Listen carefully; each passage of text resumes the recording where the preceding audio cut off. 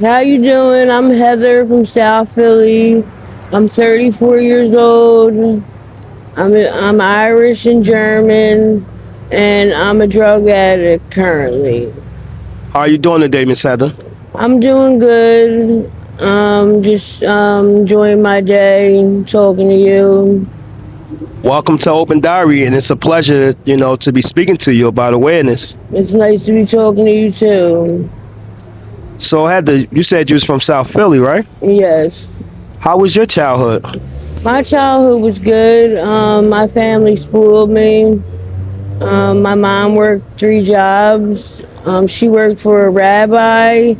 She worked as an accountant, and she worked at an Italian restaurant. And my dad, he was a longshoreman. So we basically never wanted for nothing and always got, treated really good. So, you came from a good household, Yes. and this is a stigma. Well, some people might don't understand that, drugs just don't discriminate because you don't have to come from a bad background to actually get caught on drugs, correct? Yeah, correct.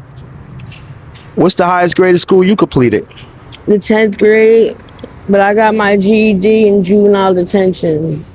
So, you smart. Yes. And, coming up, how was you introduced to drugs? Well, my mom overdosed on heroin when I was 14, and it just probably went all downhill from there. I started doing Xannies and smoking weed, and I started cutting school. And I moved in with my grandmom, and they started taking care of me real good. And they just couldn't deal with, the stuff that I was doing, the cutting school, and running the streets and staying out after curfew and I think I stole from my grandmom one time and they just had enough. They put me in a shelter and I started selling drugs for this guy and he took care of me and let me move on his third floor of his house and I just, I started doing more drugs, smoking wet, PCP.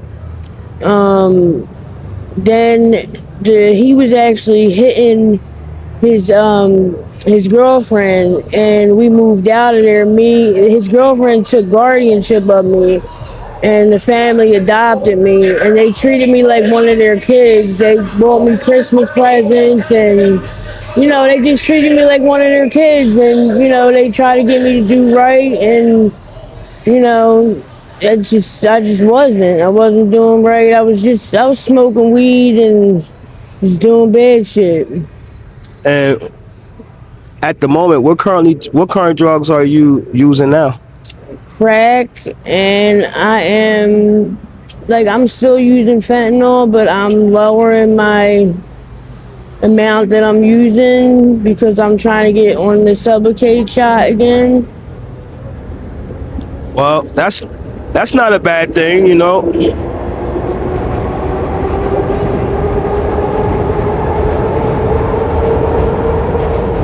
I commend you. I commend you on cutting down your fentanyl use, and hopefully you get rid of it altogether because it's dangerous, ain't it? Yes, it is dangerous. I overdosed a lot of times, and the one time, Miss Monique, shout out to Miss Monique. She's a homeless outreach worker that actually saved my life. I was frostbitten and overdosed in the snow, and she saved my life, and she got me in the shelter that I'm still in right now.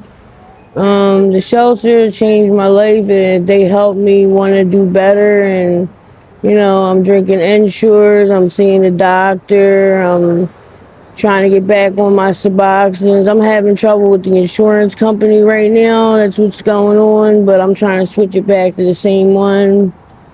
I got my housing back. I'm about to move in my apartment, and I'm just trying to do better than I'm doing. Well, that's a blessing because at least you got housing. Because when you look around, you see all the people sick, and suffering. A lot of them just stuck out here with nowhere to go. Yeah, I understand that. I told everybody how to get in there, to get in the shelter and get housing and all that. So it seems like people just don't want to even try to do it. So, how much drugs would you say you do a day? The crack, I probably do like. It depends. I mean, some days I could do like not a lot, and then some days I do a lot. And no judgment. How do you support your habit? I would prostitute and booze from stores. And that's pretty scary, ain't it? Because with the prostitution, you could wind up in the wrong car, and with the stealing, you could actually go to jail. Yeah, that's happened. Both of them's happened. I've been in jail for retail theft and prostitution, and couple bad things has happened to me out here, and it traumatized me. I'm really scared. So yeah. And I would just think, the sick part of it is for the addiction, we will all take that chance, huh? Yeah. Have you ever considered going into rehab? Yeah, I have. I was gonna go in after I move into my place. Have you ever been to rehab? Yes, I have. I've been to Kirkbride about 15 times. And what's the most, sober time you had? I was clean during the PUA situation, the COVID. I was clean for like 2 years. That's when I actually got my Section 8, and I was in Mercy Hospice. It's a program for females where you got to be sober and take urine tests. And I was in there for a year and a half, and it was a great program. They kept me clean, and I kept myself clean, and I was going to meetings, and it was good. So, what would you say brought you back to addiction? I guess just my trauma and my PTSD and ADHD just be getting me. Not So, taking my medication be getting me. well, so this time, if you do get back to rehab and get clean, would you take your medication? Yes. When you look in the mirror, what do you see?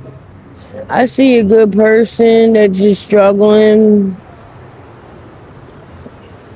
Do you have any work history? Not a lot, no. What about kids? Do you have any kids? I'm on disability, so I get that for mental health. But the work history thing, like, I don't know. Every time I try to work a job, it's something. Like, I went home with the cash register key by accident, and they fired me. When they got to my house, they fired me. They thought I did it on purpose, but I didn't. Well, it's okay because accident. it's okay. Then just don't give up, and you could get back to work. Yeah. Do you have any kids? No. Well, you deserve a better life, and I believe you could get it. I believe in you. I'm rooting for you. Thank you. And is that something in your future? Would you want to start a family? Yes. Well, it's never too late. You just gotta buckle down and come off these streets and leave this behind. You had a lot of sober times, so you could get that again. Yeah. If there's one big regret, in your life, if you could go back and change, what would that be? I would change not spending time with my grandmom before she died, because she was my best friend, and I regretted that when she died, not going to see her at the hospital enough and not spending enough time with her. And for the people that watch these videos and judge an addict, what would you say to them? I mean, I can't really tell nobody not to judge us because we do a lot of fucked up things, and like, you know, I feel bad for the kids that are trying to come out and play and stuff, and that people are getting high, and the neighbors and stuff like that. But you know, I'd say just, you know, that's just the way it is. I mean,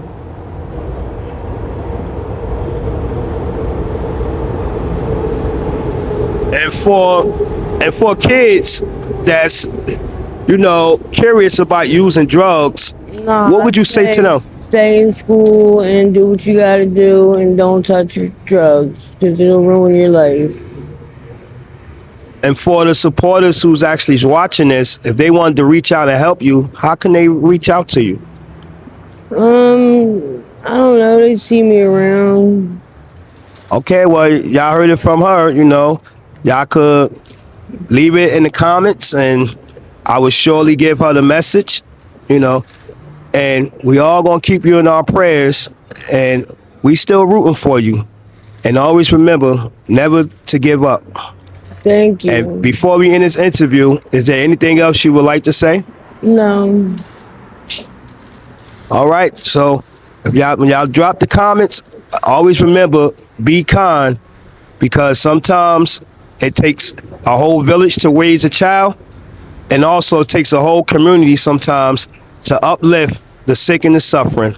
And with that, thank you for sharing your awareness, you know, and thank you for letting me, you know, interview you on Open Diary. And with that, you have a good day, okay? You too.